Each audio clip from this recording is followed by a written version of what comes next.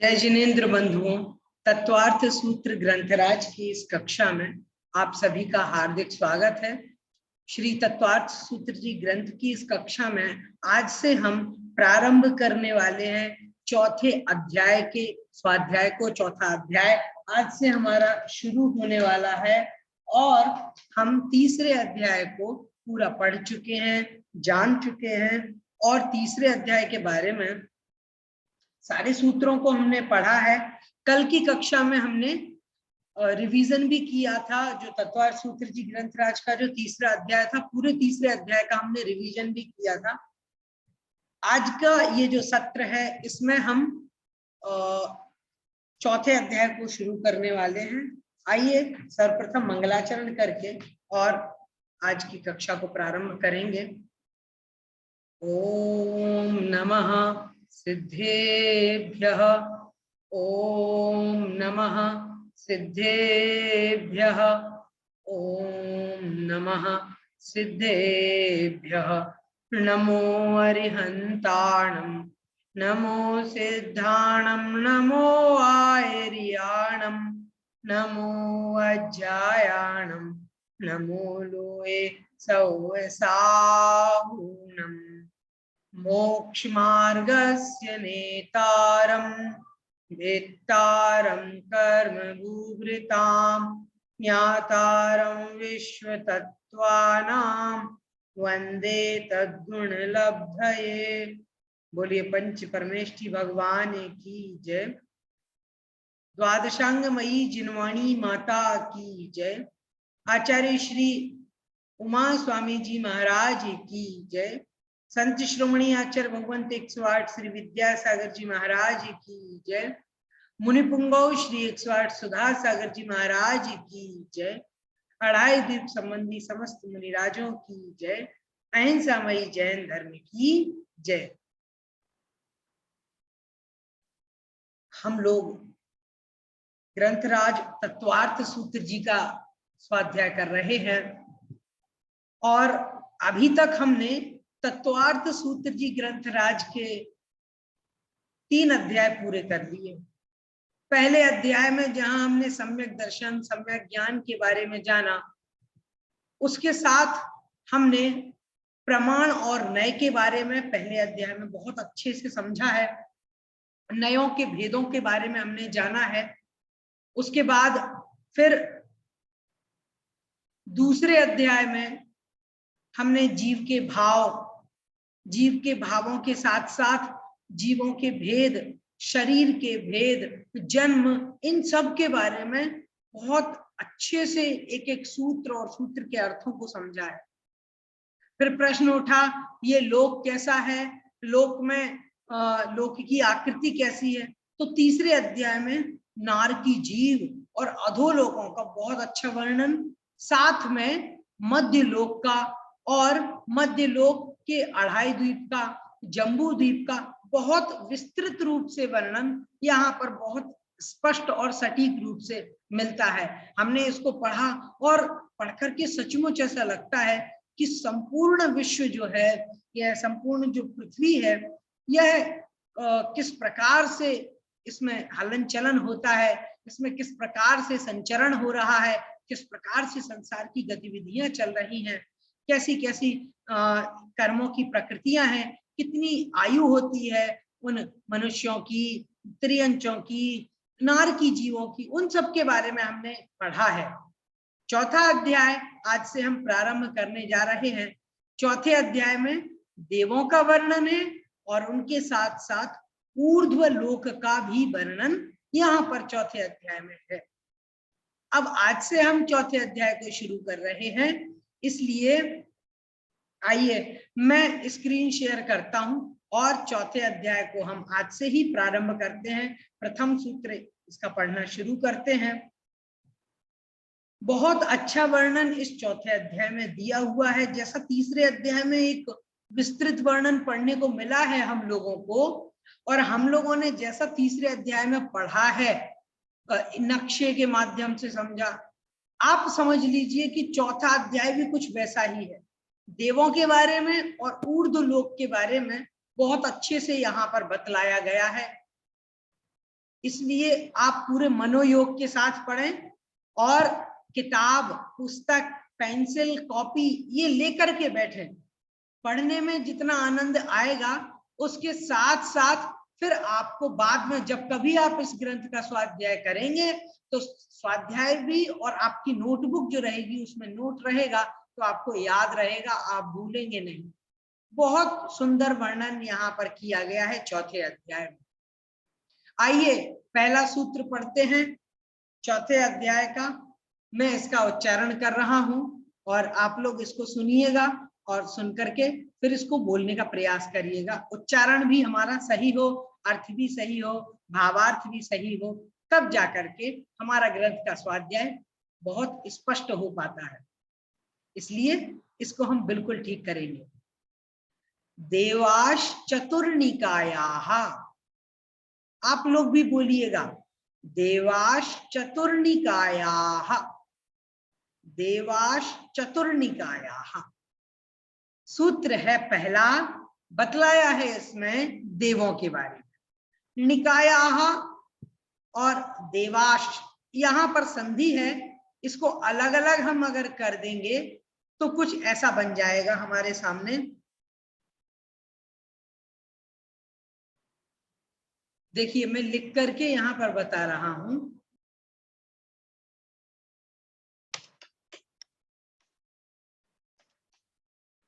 देखिएगा, देवाः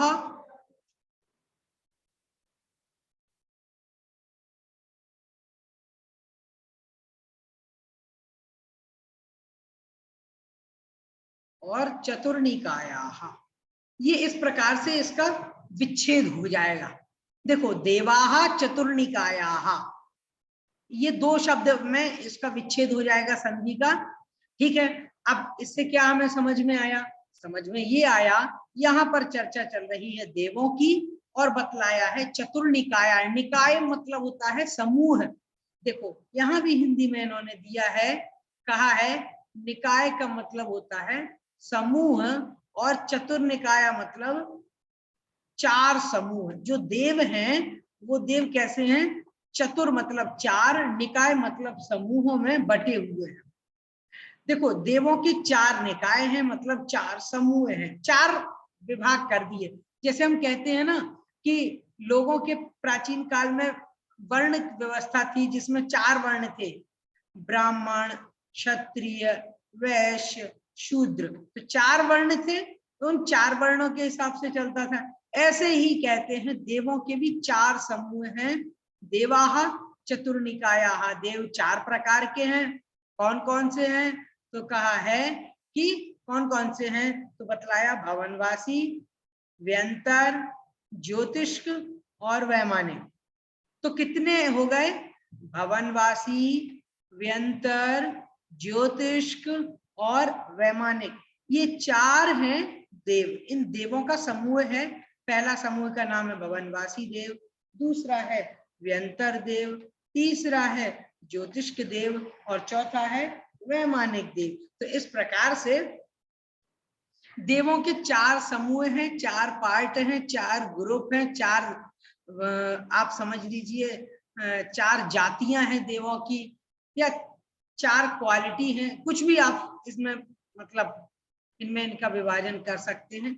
चार जो है ये चार कौन कौन से हैं तो बतला दिया, भवनवासी, व्यंतर, ज्योतिष और वैमानिक। तो चार प्रकार के देव होते हैं। अब इन देवों की लेश्या क्या होती है, लेश्या के बारे में यहाँ दूसरे नंबर के सूत्र में बतलाया है। स्क्रीन पर ये दूसरा सूत्र भी दिया हुआ है। इसके पहले मैं आपको बताता हूं लेश्याएं होती क्या है। पहले हमें लेश्या को भी समझना चाहिए, आखिरकार लेश्या है क्या। सबसे पहले तो लेश्या का मतलब क्या है? कषाय और योगों से अनुरंजित जो आत्म परिणाम है, उन आत्म परिणामों को लेश्या कहा जाता है। अब आप पूछेंगे कषाय मतलब क्या और योग मतलब क्या और अनुरंजित मतलब क्या? आत्मा के परिणाम तो मतलब हमारे परिणाम, कषाय, योग और अनुरंजित, इन तीनों को कैसे समझेंगे? देखो कैसे समझते हैं। कषाय मतलब होते हैं क्रोध, मान, माया, लोभ, इन 4 से सहित हो जाएंगे अगर हमारे योग। योग मतलब होते हैं 3 योग होते हैं, मन, वचन और काय। तो मन, वचन और काय ये 3 योग हैं और 4 कषाय हैं, क्रोध, मान, माया, लोभ। तो 4 कषाय और 3 योग। हमारे जो मन, वचन और काय हैं, ये जब कषाय से सहित हो जाएं, क्रोध कषाय से, मान से, माया से या लोभ से, इन 4 में से किसी भी कषाय से भी ये प्रभावित हो सकते हैं। तो उनके मिलने से जो कुछ भी हमारे परिणाम बने हैं, उन परिणामों को ही लेश्या कहा जाता है। देखो कैसे समझेंगे, जैसे एक व्यक्ति बहुत क्रोधी है, क्रोधी होने के साथ साथ बहुत आलसी है, सोता रहता है, खाता है, सोता है, काम कुछ भी नहीं करता है, उसके परिणाम बहुत बेकार हैं। बस दूसरों के बारे में नकारात्मक, बुरा सोचना, मारना, पीटना, हिंसा में वो विश्वास रखता है, दूसरों की हिंसा करता है, परिणाम बहुत खराब है, दूसरों के प्रति कोई, बोलते हैं ना, दया आदि के भाव नहीं है। अब ऐसा जो व्यक्ति है, इसके मन में क्रोध भी बहुत ज्यादा है, जल्दी गुस्सा आ जाता है, घमंड भी, अपने आप को सबसे बड़ा समझता है, और दूसरों के साथ में उसको परेशान भी करने की, दूसरों को अपमानित करने की भावना रहती है। अब ऐसा जो जीव है, अगर इसके पास बहुत अधिक क्रोध है, बहुत अधिक घमंड है, तो उस व्यक्ति को उसके मन, उसकी काया मतलब उसका शरीर, उसके कामकाज और उसका बोलचाल, ये सब भी क्रोध से भरे होंगे। इसके हर एक चीज में हमें एक घमंड दिखाई देगा, काम करने में भी घमंड, जिसको बोलते हैं ना, उसका एटीट्यूड थोड़ा ज्यादा है, एटीट्यूड खराब है। यही तो है कि कषाय से सहित हो जाते हैं हमारे मन, वचन और काय। काय मतलब हमारे काम, कर्म, जो कुछ भी हम कर रहे हैं, उन कामों को करने में भी हमारी कषाय बनी रहती। कुछ कुछ कई बार ऐसा होता है कि गुस्से में बहुत ज्यादा काम कर लेते हैं, कई बार हम घमंड में कोई कार्य कर जाते हैं, तो उसमें हमारा जो काय है, हमारा शरीर है, हमारा मन है, हमारा वचन है, ये मान कषाय से अनुरंजित हो जाता है। तो आपको ये तो समझ में आ गया होगा। कभी कभी बोलते गुस्से में उसने ऐसा कर दिया, तो ये क्या हुआ, क्रोध कषाय से उसके मन, वचन, काय अनुरंजित हो गए, मिक्सअप हो जाना, उनका अनुरंजित हो जाना।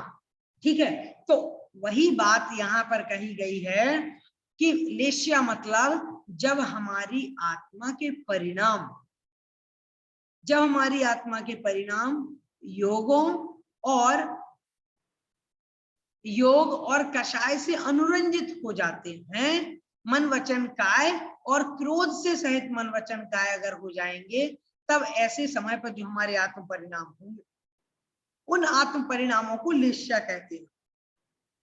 इनकी कैटेगरी बनाई गई है, शुभ लेश्या और अशुभ लेश्या। शुभ लेश्याएं 3 हैं, पीत, पद्म और शुक्ल। और अशुभ लेश्याएं 3 हैं, कृष्ण, नील और कापोत। इसको हम कलर से भी डिफाइन कर सकते हैं। कैसे, कृष्ण मतलब काला कलर, नील मतलब ब्लू कलर, नीला। उसके बाद में फिर कहा है कापोत, कापोत मतलब कबूतर के जैसा, ग्रे कलर, जैसे कबूतर का होता है ग्रे, तो ग्रे कलर। तो ये तीनों ही कलर आप देखेंगे ये डार्क कलर हैं। उससे भी पता चलता है कि अगर बहुत खराब परिणाम है तो कृष्ण लेश्या मतलब काले काले परिणाम। ठीक है, फिर कहा कि अगर परिणाम खराब हैं और ज्यादा खराब नहीं है, बहुत ज्यादा खराब नहीं है, ठीक मतलब खराब तो ज्यादा है लेकिन बहुत ज्यादा नहीं है, तो उसको कहेंगे नील लेश्या मतलब ब्लू, ब्लू तरह के परिणाम है इसके। और फिर कहा है कि इसके परिणाम खराब हैं, ज्यादा खराब नहीं है, तो उसको कहेंगे ग्रे, ग्रे कलर की तरह इसके परिणाम हैं, और इसको हम कहेंगे कापोत लेश्या। इसके बाद में अगर शुभ परिणाम है, किसी के शुभ परिणाम है, अच्छे परिणाम है, तो उसको कहेंगे पीत लेश्या। पीत मतलब पीला, येलो कलर, उसके येलो कलर जैसे परिणाम है, थोड़े अच्छे लाइट कलर है ना येलो। फिर कहा है पद्म, पद्म माने होता है कमल, कमल जो रहता है वो होता है पिंक कलर का, तो पद्म लेश्या मतलब पिंक कलर जो हमारा और भी ज्यादा लाइट कलर है, और पिंक जो कलर है उसके बारे में कहा है बहुत अच्छा कलर होता है, बहुत लोगों को पसंद भी होता है। तो पिंक कलर के जैसे जिसके परिणाम है अच्छे परिणाम है, बहुत अच्छे परिणाम है, तो उसको कहेंगे हम, इसकी लेशा है पद्म लेशा।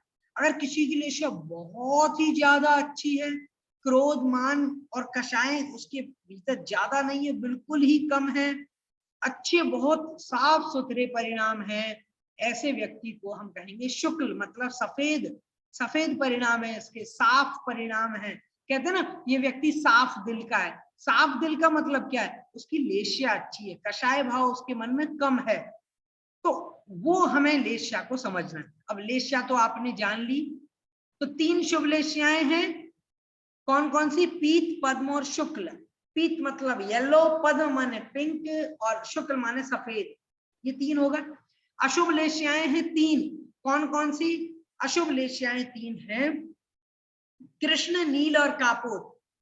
कृष्ण मतलब काला, और नील मतलब नीला ब्लू, और कापोत मतलब ग्रे। तो इस प्रकार से ऐसे परिणाम जिनके हैं वो अशुभ परिणाम है, और अगर शुभ परिणाम है तो पीत, पद्म और शुक्ल लेश्या है। तो अब लेश्याओं का क्रम, जब कभी भी नाम आता है लेश्याओं का, तो लेश्याओं का नाम कैसे लिया जाता है, लेश्याओं का नाम लिया जाता है कृष्ण, नील, कापोत, 3 अशुभ लेश्याएं, उसके बाद फिर सीक्वेंस में आती है पीत, पद्म और शुक्ल, सबसे लास्ट में आती है शुक्ल लेश्या। तो आपको ये सीक्वेंस हमेशा याद रखना है, खराब से अच्छे की तरफ चलना है, कृष्ण से शुक्ल तक, ठीक है, कृष्ण, नील, कापोत, पीत, पद्म और शुक्ल। उसी सूत्र को लेकर के यहाँ पर दूसरा सूत्र जो हम पढ़ रहे हैं उसमें चर्चा की गई है। सूत्र नंबर 2 है, इसका उच्चारण मैं कर रहा हूं, आप लोग ध्यान से इसको सुनिएगा और बोलिएगा। आदितस्त्रिषु पीतांत लेश्याः, आदितस्त्रिषु पीतांत लेश्याः। फिर से सुनिएगा, आदितस्त्रिषु पीतांत लेश्याः। अर्थ क्या है, अर्थ इसका है आदि से, शुरुआत से, त्रिशु मतलब शुरुआत के जो, त्रिशु मतलब जो 3 हैं, उन तीनों में पीतांत लेश्याः, पीत, पीत के अंत तक, पीत अंत जिनका है, मतलब पीत लेश्या तक लेश्याएं होती हैं। अर्थ इसका थोड़ा सा समझना पड़ेगा, कैसे, देखो, सबसे पहले तो पहले सूत्र में देवों के निकाय की बात करी कि 4 प्रकार के देव होते हैं, 4 ग्रुप बता दिए इनके, भवनवासी, व्यंतर, ज्योतिष्क और वैमानिक। देख लो यहाँ पर मैं अंडरलाइन कर रहा हूं, ठीक है, तो ये बता दिया है इन्होंने कि 4 प्रकार के देव होते हैं, भवनवासी, व्यंतर, ज्योतिष्क और वैमानिक।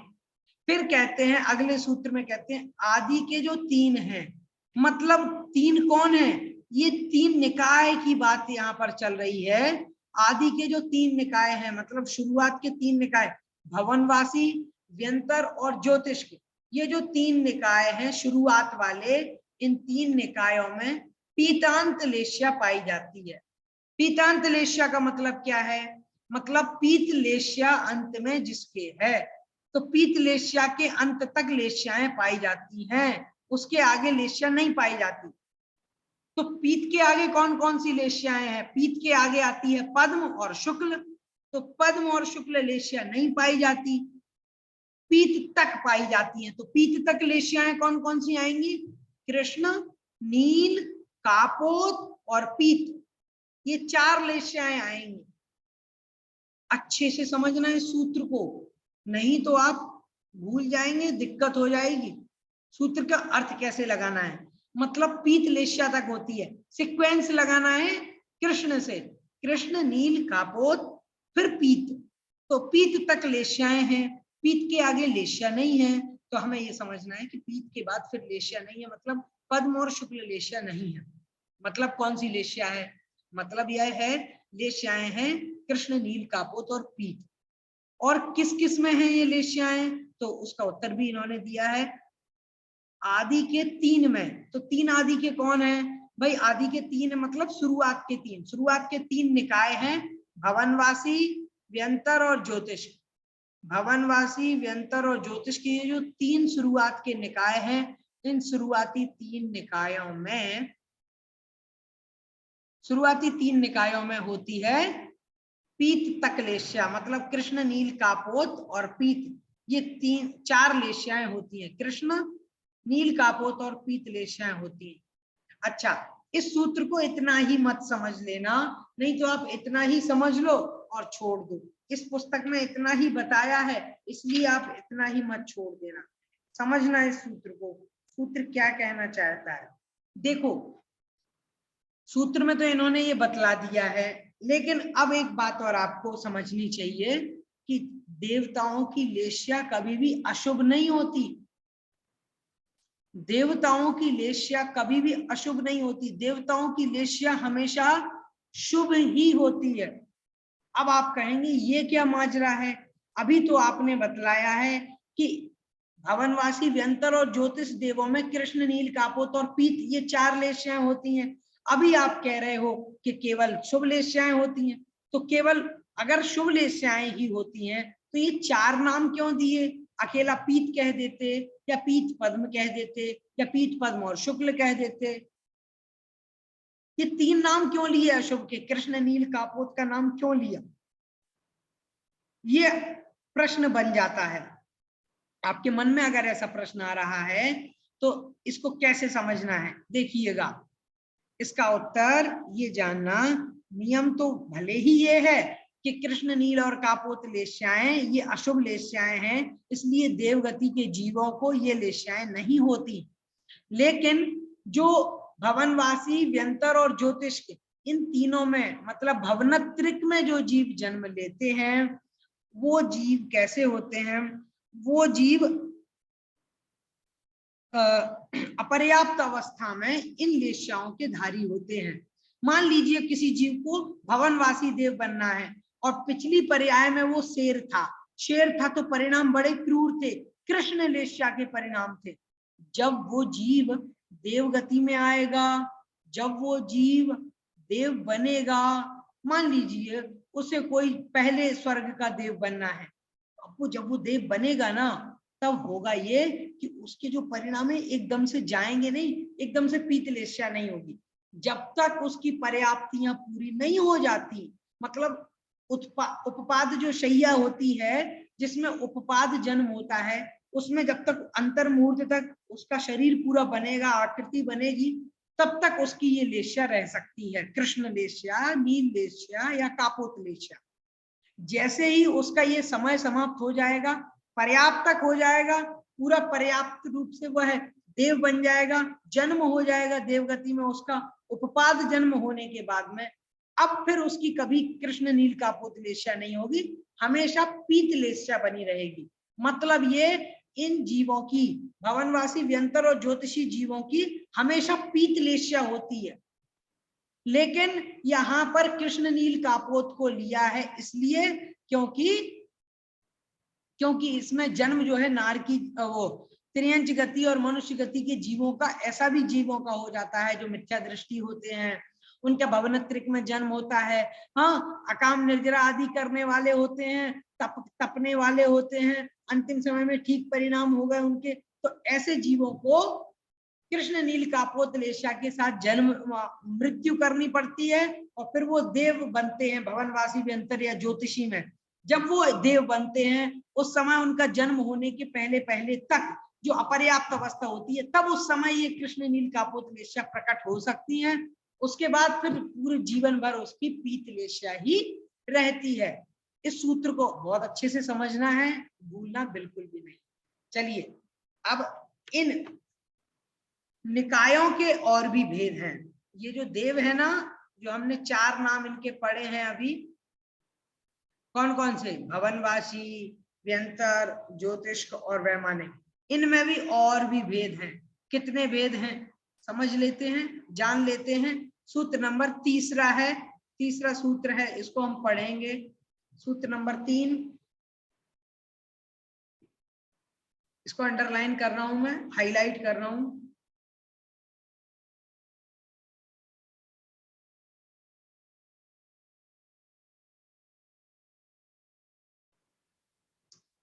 तीसरा सूत्र है, उच्चारण सुनिएगा। दशाष्ट पंच द्वादश विकल्पाः कल्पोपपन्न पर्यन्ताः। दशाष्ट पंच द्वादश विकल्पाः कल्पोपपन्न पर्यन्ताः। कैसे उच्चारण करना है, अच्छे से सुनना। दशाष्ट पंच द्वादश विकल्पाः कल्पोपपन्न पर्यन्ताः। ठीक हुआ?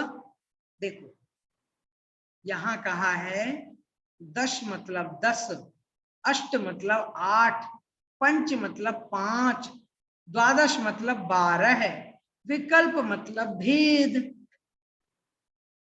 विकल्प मतलब भेद, तो उनके ये भेद हैं। कितने कितने हैं? 10 मतलब 10, 10, अष्ट मतलब 8, पंच मतलब 5 और द्वादश मतलब 12। तो इस प्रकार से ये इन देवों के भेद हैं। तो सबसे पहला आता है 10। तो 10 किसके भेद बनेंगे? 10 बनेंगे इस पहले वाले के, भवनवासी के। भवनवासी के 10, अष्ट मतलब 8, 8 किसके भेद बनेंगे? 8 बनेंगे व्यंतरों के। व्यंतर जो देव हैं उनके भेद कितने हैं? उनके भेद हैं 8। ठीक है, तो उनके 8 भेद हैं। उसके बाद में फिर आता है पंच मतलब 5 भेद। तो 5 किसके हैं? 5 हैं ज्योतिष के देवों के। ज्योतिषी जो देव हैं उन देवों के 5 भेद हैं। और फिर चौथा नंबर आता है वैमानिकों का। तो वैमानिक के 12 मतलब 12 भेद हैं। लेकिन वो भेद कब तक हैं? तो कहा है कल्पोपपन्न पर्यंताः, कल्प में उत्पन्न होने वाले जीवों तक। कल्प मतलब 16 स्वर्ग। तो 16 स्वर्ग तक जो जीव हैं, जो देवगति के देव हैं, वो कल्पवासी जो देव हैं, जो 16वें स्वर्ग तक में रहते हैं, 1 से लेकर 16वें स्वर्ग तक के जो वैमानिक देव हैं, उन वैमानिक देवों के लिए उन्होंने कहा है कि उनके भेद हैं 12। समझ में क्या आया? सुन लीजिएगा, देखिएगा। देखो समझ में ये आया, भवनवासी जीवों के 10 भेद हैं, व्यंतरों के 8 भेद हैं, ज्योतिषी देवों के 5 भेद हैं, और वैमानिक देवों में जो कल्पों में उत्पन्न हुए हैं, मतलब वैमानिकों में जो 1 से लेकर के 16वें स्वर्ग तक में उत्पन्न हुए हैं। कल्प और कल्पोत्तर किसे कहते हैं, उसका एक सूत्र यहाँ पर आएगा। कल्पोपपन्नाः कल्पातीताश्च, एक सूत्र आएगा, उसमें आपको पता चल जाएगा, लेकिन मैं पहले ही आपको बता दे रहा हूं। तो 16 स्वर्गों तक के जो जीव हैं, दो देव हैं, उनके भेद हैं 12। तो कुल मिलाकर के 10, 8, 5 और 12 है। इस प्रकार से इन देवों के भेद निकल करके आ जाते हैं। अब सुनिएगा कि कल्प मतलब क्या होता है। देखो ऊर्ध्वलोक जो हमारा बना हुआ है, उस ऊर्ध्वलोक में ये पुस्तक है ना, आप लोगों के पास में पीडीएफ भी होगी। इसमें यहां से यहां तक जो आप देख रहे हैं ना, यहां से यहां तक जो ऊर्ध्वलोक है, इस ऊर्ध्वलोक के बारे में बतलाया है कि इस पहले स्वर्ग से लेकर के ऊपर के 16वें स्वर्ग तक, यहां तक जो हिस्सा है, 16वें स्वर्ग तक का जो हिस्सा है, इसको हम क्या कहेंगे? इसको कहेंगे कल्प। ठीक है, इसके ऊपर जो कुछ भी है उसको कहेंगे कल्पातीत, जिसमें 9 ग्रहवेय, 9 अनुदिश और 5 अनुत्तर आते हैं। तो ये जो हिस्सा है ऊपर वाला, ये इसको कहेंगे कल्पातीत। इसके नीचे वाला जो हिस्सा है इसको कहेंगे कल्पोपपन्न। ठीक है, यहां से यहां तक हो जाएगा कल्पोपपन्न, और ये ऊपर वाला हिस्सा जो है इसको कहेंगे कल्पातीत। तो इस प्रकार से कल्पोपपन्न और कल्पातीत, ये भेदों को आपको समझ लेना चाहिए। मैं आपको एक काम करता हूं, स्क्रीन शेयर नहीं करके, अब आपको दिख रहा होगा, देखिएगा ये पुस्तक है। इस पुस्तक में यहां देखेंगे तो यहां से पहले स्वर्ग से लेकर के, और उसके बाद यहाँ जो 16वां स्वर्ग खत्म हो रहा है, 16वें नंबर के स्वर्ग तक, ये जो स्वर्ग आप देख रहे हैं, यहाँ से यहाँ तक का जो हिस्सा है, उस हिस्से को कल्प कहते हैं। उसके ऊपर जो हिस्सा यहाँ आ गया ना, ये वाला, इस हिस्से को कहेंगे कल्पातीत। क्या कहेंगे? इसको कहेंगे हम कल्पातीत, और इसको कहेंगे कल्प। तो ये हो गया 16 स्वर्ग तक का हिस्सा रहेगा कल्प, और उसके ऊपर का जो हिस्सा है 9 ग्रहवेयक, 9 अनुदेश और 5 अनुत्तर, उसको हम कहेंगे कल्पातीत। तो इस प्रकार से कल्प और कल्पातीत के बारे में आपको समझ लेना है। इनमें जो जीव उत्पन्न होते हैं 1 से 16वें स्वर्ग तक, उन देवों को कहते हैं कल्पोपपन्न देव। तो इस प्रकार से इन देवों का भी भेद समझ लेना है, भूलना नहीं है, हमें पूरा सब कुछ याद करके रखना है। आज हम इसी सूत्र को लेकर के चलेंगे, अगले सूत्र को हम पढ़ेंगे कल। उसके पहले कि हम इस कक्षा को जिनवाणी स्तुति करें, कक्षा को समाप्त करें, मैं चाहूंगा अगर आप लोगों में से किसी का कोई प्रश्न है तो आप अनम्यूट होकर के और अपना प्रश्न पूछ सकते हैं। आपका कोई भी प्रश्न है आप पूछ लीजिएगा, अभी लाइव में पूछ लीजिएगा।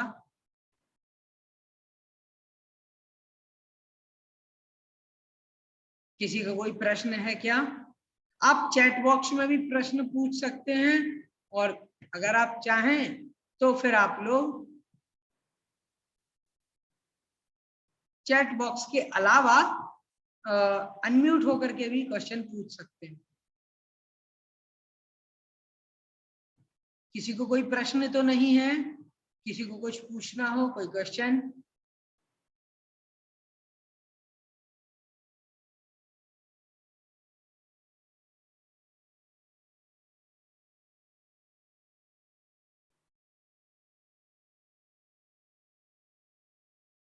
चलिए, किसी को मुझे नहीं लगता है कि कोई प्रश्न रह गया है कुछ पूछना, तो हम आज की इस कक्षा को यहीं समाप्त करते हैं। आइए हम जिनवाणी स्तुति कर लेते हैं। बोधि समाधि परिणाम शुद्धि स्वात्मोपलब्धि शिव साक्ष्य सिद्धि चिंतामणिं चिंतित वस्तु दाने त्वां वन्दे मानस्य ममास्तु देवी। नौवर्ण नमोकार मंत्र।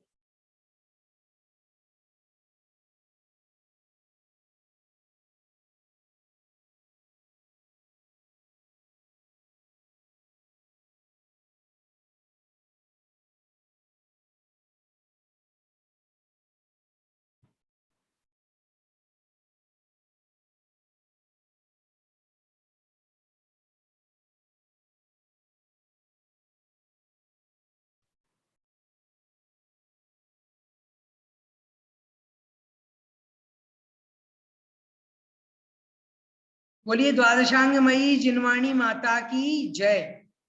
सभी को जय जिनेन्द्र।